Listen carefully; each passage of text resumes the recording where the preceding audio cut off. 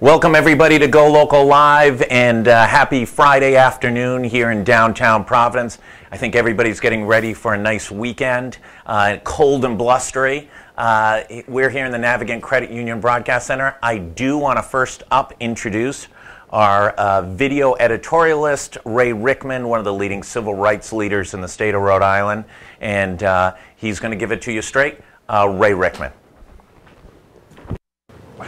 Josh, thank you. This January cold day. I was thinking back fall days in the mid-50s, give away my age again. My uncle, he worked for a florist. And don't ask, I don't know why they had a big truck, but they had a big truck. And he had 8, 9 huge metal garbage cans. And my mother and he, my uncle, would make Kool-Aid. And I don't know where they got the ice. I don't know if they got it in the ice. You know, I'm a 5, 6, 7-year-old kid. I barely remember all this, except we went out to Michigan Avenue in Detroit. That's the big road, goes all the way to Chicago. So every place when you came in the old days, pre-Mr. Eisenhower's expressways, you got on Michigan Avenue and came into Detroit or went north or whatever you did. And we would go on Saturday mornings, 3 or 4 Saturday mornings, and sell Kool-Aid, maybe lemonade too. And guess who we sold it to? Mexican apple pickers. They were Mexicans. And they would be on old buses, ricketiest buses you've ever seen, 54-seaters, but there are probably 65 people in every bus, who knows. And the bus would stop, we'd pull up on the side of it, and hand the Kool-Aid Dixie cups, sometimes big cups, into the bus for the Mexican. They weren't legal, they didn't have a green card, nothing. They were going to pick apples in Michigan, and there were hundreds of them. And we would sell Kool-Aid from 6 in the morning till noon and go home, make a lot of money, not much, you know what I mean. But here's the part you want to hear. Guess who was escorting with them, next to them, behind them, protecting them, guiding them to the apple fields? The Michigan State Police. That was one of their jobs. Later I found out most of them got paid overtime or extra money to do it. And the apple growers, they paid it. You can't dream this up.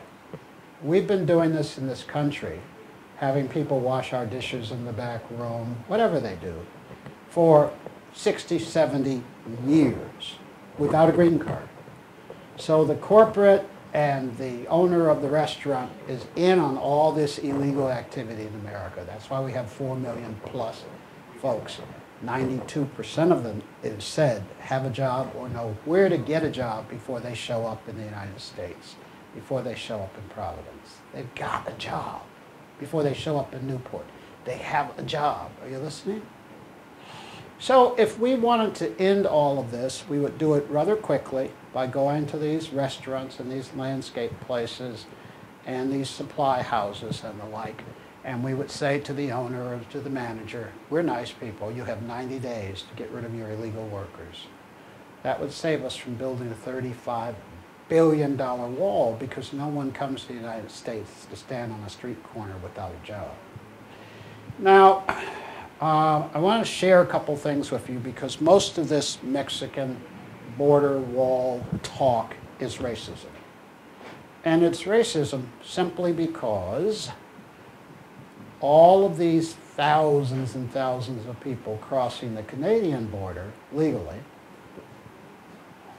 and illegally, there's no discussion of. I want to surprise you by telling you that Portuguese, percentage-wise, are the largest number of illegal people in America, percentage-wise, not the actual numbers. And then Mexicans are percentage-wise. And then, of course, there's some big surprises in there, Hungarians. White folks, more than 1/4 of all the illegal people in America are white, and they flew in on a jet plane and overstayed their visa. 1/4. And there is no discussion about them. I met 4 Canadians on a construction site in Boston the other day. Never has anyone come after them, Mr. Trump. Saved my $5+ billion. And if you're really serious about ridding America of illegal folks or making them stand in line for entry, I just told you what you could do. For 70 years, we've been lying about this. And now we have this racist tirade.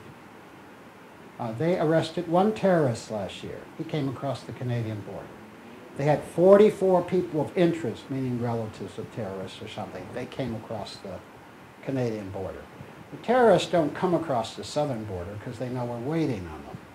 They arrested 0 terrorists, 1 from Canada, 0 from Mexico. And only 6 people of interest on the Mexican border, relatives or whatever of a terrorist.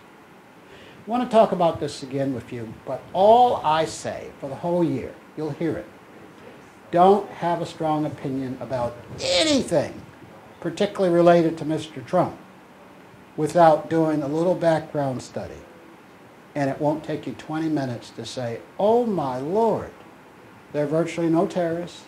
Oh my Lord, 1/4 of the people are white, and we don't talk about it.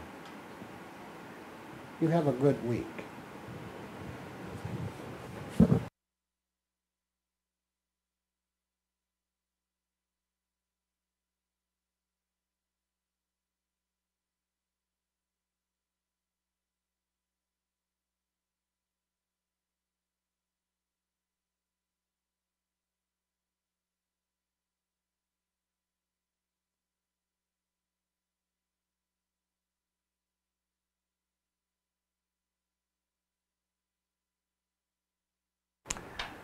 Welcome back, everybody, to the Navigant Credit Union Broadcast Center. I am Josh Fenton. She is the Director of Corrections for the state of Rhode Island, Director Coinfage. Big Boss took over big shoes for A.T. Wall. A.T. Wall was there for 300 or 400 years as the director of the 18 years. 18 Longest years. serving director in the country. Poor John Moran. Was it John Moran, his predecessor? George Vose was his predecessor. Oh, George Vose, John right, and before. Moran. Yeah, see how long I've been around? And you've got a big initiative. It's a busy economy. It's a busy job market. I think the state's unemployment's around 3.5 or 3.6%. And you're out recruiting for a new class of correction officers to help staff and provide public service. Right, right. So we kicked off our recruitment drive on Wednesday at the State House with the governor, and we are looking to hire a class of 70 people. We're taking applications until February 3rd. If you're interested in finding more about the job, the process, the application process, or to fill out an application, you can go to www.networkri.org, or you can call 401-462-JOBS. And that will give you information about all of that, as well as the dates of information sessions that we're going to have at our training academy. The first one is this Saturday, but you have to pre-register for those, so please go online and do that. And who are you looking for? I mean, who's the, I'm sure they come in all shapes and sizes, and they don't all, meet what the thought process is. They're not all 6'2" former Marines. Right. You don't have to be 6'2" former Marine. The job of corrections is sometimes misunderstood. You don't have to be a big tough guy. Some of our best correctional officers are 5'2", 120-pound females. Yeah. Because it's really more about using this than using. What is the your skill hands. set? I mean, what's that? What is it you're looking for? Well, you have to be able to work really hard and undergo a very tough training academy. It's a 12-week training academy. It's very physical. There is a physical component to it. We teach defensive tactics. We teach firearms. We teach chemical weapons. We teach how to handle yourself, basically. But we also teach, as importantly, inmate communication, de-escalation techniques, that kind of thing. And because, excuse me, and the reason why I think it's important to distinguish from the 6', former Marine image, is that the correctional officer plays an integral part in the rehabilitation of inmates. They are the first person the inmate sees in the morning and the last one he sees at night, and by modeling upstanding behavior as they do, they really are the first line of defense. And the physical's the last resort, right? You're trying to avoid any of that type of interaction between those who are in the facility and those who are guarding the facility. Right, and I mean, which is not to say that it doesn't happen, but if it does happen, you will be very well trained and you will be able to handle it. We're mostly very much trying to encourage women and minorities to apply. Our minority percentage in our workforce is good, but it needs to be better. What is it? Right now it's about 18%. Yeah. And then versus what's the population? What's the percentage of the population? Off the top of my head, I don't have that number, but I do know that it's very important that our officers look like the population that they're working with, and we've gotten better in that regard, but we could do even better, and particularly minorities and women are people that we really encourage to apply. And I don't know the answer to this question. Do women ever work in the men's facilities? Yes, or, yeah? Absolutely. Yeah. Women work in the men's facilities. Men work in the women's facility. And the only thing that an officer can't do with an inmate of the opposite gender is strip search. Right. Right. And in a tough job market where lots of people have jobs, may not be the perfect job, what's the selling point? I mean, before we came on, you talked about, listen, you can start at about $50,000. $53,000. It's actually just under $53,000. You have to be 18. You have to have a GED or a high school diploma. Being able to get a job where you can make that kind of money right out of the gate with a high school diploma, I think is pretty darn good. And it's a state job, so there's all the benefits that come along with a state job: health care, paid vacation time, paid sick time. The Brotherhood of Correctional Officers also has gained for their membership educational incentives. So if you're in school or you go back to school, you can get paid for that.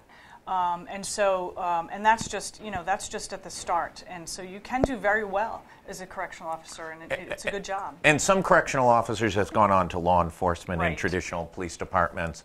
I know a slew that have gone on from one to the other. When you're making the pitch, Tana, to the group that comes in to chat with you, from a compassion standpoint, from the importance of what your role is in bringing folks back into, the population and being productive and lower recidivism rates and all those types of things, what's that messaging about? Well, I mean, with very, very, very rare exception, everyone at the ACI today is going home at some point, and they're going home to the neighborhoods they came from, and that's my neighborhood and your neighborhood.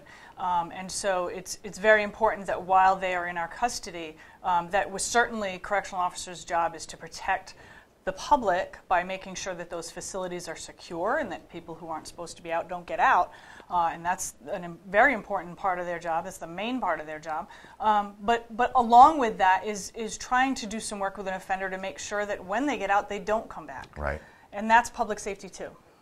And we're really rethinking the entire role of correctional institutions and who should go away for what and sentencing and things like that. Is that also changing the thought process for correctional officers of how they think about things? Because it's not so much them versus us. Is that? Actually, corrections, the expression we use in corrections is we don't have a dog in that fight. Yeah. So we have no say. We just take our orders. We take who the courts send us. We don't weigh in on whether we think they should have gotten more time or less time, or, we don't. The watchwords at corrections are firm, fair, and consistent. We treat everyone the same way. We have had very high-ranking government officials as, unfortunately, ACI inmates. We've had police officers. We've had all kinds of people, as well as people with long criminal histories. And that doesn't matter to us. We treat everyone the same. What's your biggest challenge have you seen in trying to recruit this next class? Is it the full employment? Is it misunderstandings about what the job is? What's the messaging that I think is critical? I think that we are challenged by the job market. We, in years past, have seen application numbers in the 4,000s, almost 5,000 job applications. The last recruitment we had wasn't quite that high. It was only about 2,500 applications. How long ago was that last class? That class graduated in 2018. 2018. Yeah. How often do you do classes? Is it sort of every 2 to 3 years? We try to do it every year. It's been a little bit staggered. The last class, because we hadn't had a class in a couple of years, was a very large class. It was 70 people.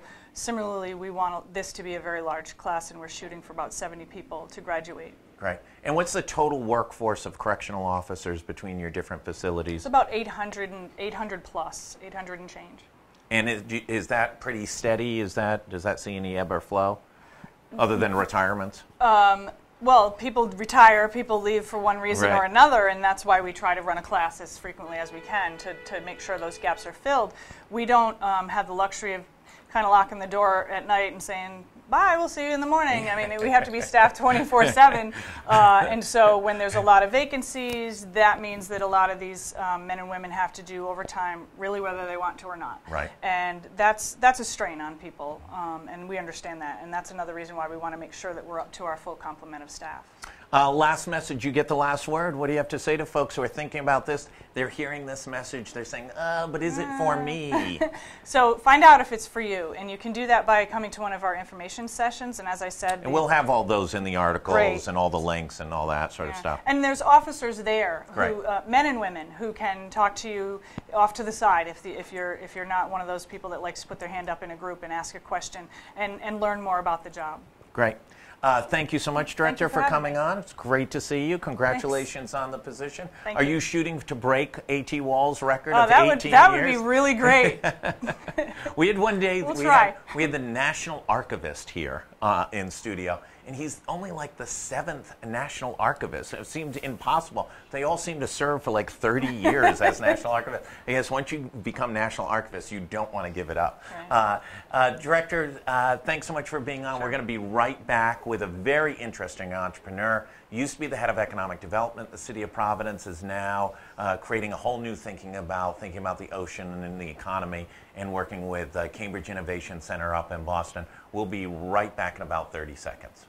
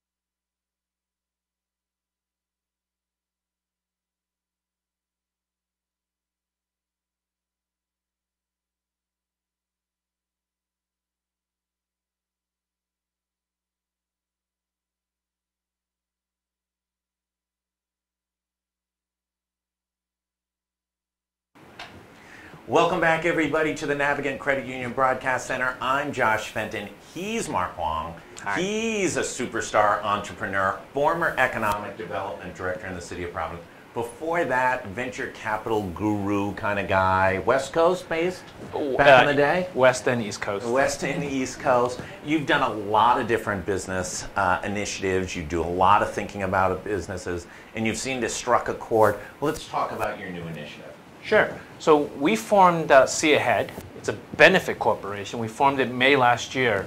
An essential thesis is that the ocean economy, the global blue economy, Right.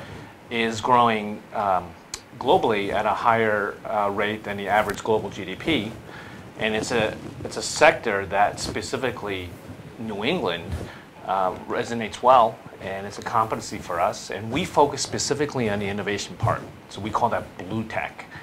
And our view is that can you meld our ocean assets, which are second to none, we'd argue, with this whole venture and startup ecosystem, which is very healthy as well. And you just struck up a deal with Cambridge Innovation Center to partner with them. For folks who haven't been to Cambridge Innovation Center, it's probably one of the most interesting business incubation platforms, certainly in the United States. And it's the connection between, I think, a lot of energy out of MIT and a lot of energy out of Harvard, and then sprinkle around it about 100 private equity and venture capital funds with oozing amounts of money in the Boston metro area. And there's just 1 million startups going at about 4,000 miles an hour. And we've partnered with some of the companies that have spawned off there. It is a ferocious place. You go there at 2 o'clock in the morning on a Tuesday night and half the lights are still on. So that's this is a big score for you guys as a 9-month-old, 10-month-old initiative to be able to capture their attention and partner with them.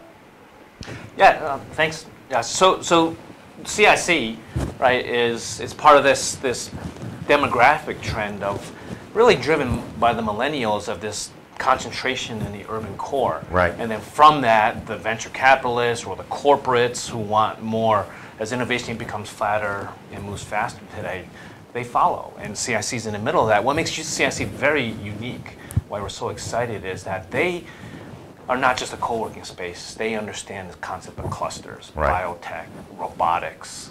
And we believe together, collectively CIC, that for all of New England, that blue tech is our next cluster. And that doesn't mean we don't have blue tech. The idea right. of a cluster is that it's accretive. 1 + 1 is more than 2.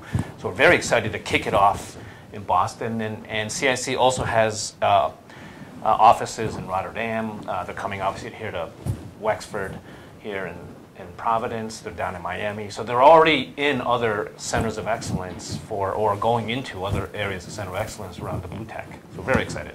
So within this cluster, what are you seeing some of the early energy about? What are the big ideas that are starting to get, that are granular, that may be starting to get some traction? Sure. So there was a recent press release. Let's use a real world example. A company called Sea Machines, and they do autonomous underwater drones or vehicles, AUVs. And it was interesting, if you Google their press release, Toyota invested. This is outside of Boston. We obviously in southern New England have a lot of capabilities in this sector. The other is, like in any other industry, is facing digitization. Most of that is an opportunity. Some of that is disruptive. And there you're seeing some startups are looking at, can I have a B2B app for oysters? Can I better connect most of our oysters on our seaboard are family owned. So how do you connect that small oyster farmer into the... Do many oysters have smartphones? No. A lot of pen and paper. A lot of pen and paper. And it runs and it's hard to read underwater. I'm sure it's very, very difficult. It is wildly interesting. We also see, Hope in Maine was on the other day, and then the food czar of the state of Rhode Island, she was on the other day, and you're seeing these connections between different industries and who are gaining traction and creating jobs. That's right. Jobs that didn't exist 5-10 years ago, or even concepted 5-10 years ago. That's right. So Hope in Maine or the push on a food strategy, which I had focused on when I was at the city. What's interesting about food and the blue tech is that you have a working class component, and you have that high knowledge economy STEM component, so you can have your cake and eat it too. Yeah, right. I'll give you an example. Gotham Greens is going into the Valley District in that GE brownfield. Right. The lowest wage that they have is almost 40% above the Rhode Island minimum wage in hydroponics. Hydroponics is growing very fast. So I still want to do food. So right. now our intersection with food is obviously on the seafood. And once again, there's a tech component and then there's a working class component, which is exciting. That's great. What are the barriers to your growth as an organization, and how do you see those progressing? Sure. It's we're new. We are getting sometimes we get a blank look. What the heck is blue tech? Right. We did use that term on purpose because it is different than other like clean tech. There's some differences. So you're new. You got a new concept. You got a new team. So there's always initial skepticism or conservatism, and that's understandable. And for me personally, I started to look at solar back. This dates me more than 20 years ago when solar was $15, $16 a watt, not 70 cents a watt roughly. Yeah, right. It was considered really on the edge to look at solar or Cost prohibitive. Cost prohibitive. It would be a dream that we could ever commercialize it, but it was just cost prohibitive. That's we could right. never be able to actually have it other than as a fad or an element for the wealthy. Or 10 years ago, we started to look at new generations of lithium-ion batteries Right. that are on the street today for electric vehicles. Right. Next steps for you guys. What's next? Well, it's all about execution now, right? We have a hub. You have cool space in CIC, and with little to be known free snacks. Right? There are free snacks at CIC. Free snacks, good coffee, good tea, as much granola as there is a lot of granola. There is a granola, and then even if you're feeling a little stressed out, there's also massages and rooms where you can drop a couple gears. Right. And so next is we're going to do a lot of heavy programming because, as I mentioned earlier, blue tech is not that familiar of a concept. So we want to expose so-called the waterfront to a lot of this tech community, which is very vibrant. Will a data scientist coming out of grad school consider working in fisheries? Right. So that is programming. We are looking at talking to some of the nonprofits of creating like an ideation grant program. If you have an idea and you're not obviously investable yet because it's just an idea, apply for a grant backed up by the foundation, $50,000, $75,000 is the hope. And then through the hub where there's mentoring, we'll see if this makes sense or not. Can you have a better sensor to track the right whales? That's a big issue for us now That's on great. the Eastern Seaboard. Let me ask you, because it's a new sphere, not only do you need to educate folks in technology and in mature existing marketplaces, but do you need to educate the money, venture and private equity, so them to see what the understanding of it, and then to memorialize for them what some of the upside is and what the potential is within those potential investments? Definitely, Josh. At the risk of trying not to sound a little pedantic, right? Yeah. You can always feel pedantic, speak pedantically here at GoLocal. So having been on the investment side, right, is like you feel like you're at the top of the world and you always feel like you're the smartest one in a room. Well, if you have all the money, I guess you aren't. Or plus you get that assistant who just graduated from Wharton last year, so he'll back it up. That's right. and so you think you're the you know everything. So let's use a case study quickly to answer your question. I think is last year, according to Ag Funder, $10 billion of venture capital went into food and ag, like precision ag, drones, Blue Apron those type of deals. How much of that went into seafood? Very, very little. Yeah, Yet, because the waters along, let's stay in New England, are clean because of the efforts from a prior generation. Yeah. Oysters, our fishermen, we have a lot of sustainable biomass of wild fisheries, despite maybe a knee-jerk Big perception. kale industry in Connecticut, Right. Obviously lobster, et cetera, out of Maine, off the Georgia's banks out of Massachusetts, New Bedford, et cetera. So, but the food investors are not focused on seafood, even though they literally live in our own neighborhood, whether that be in Boston or New York. So what we want to do with the hub is say, look, the oyster market, for example, is growing very healthily and it continues to grow, and it's a premium product, and there's also a lot of fishery. There's biomass of wild fisheries that are still very healthy and have the opportunity where you have startups looking at ways to do new processing for these underutilized fish. So we want at least the food investors to also look at the seafood, and once again, is just trying to connect the sources of capital, here's venture in food, with what's under our noses. That's great. Mark, congratulations on all the early success. We look forward to hearing more and more about it.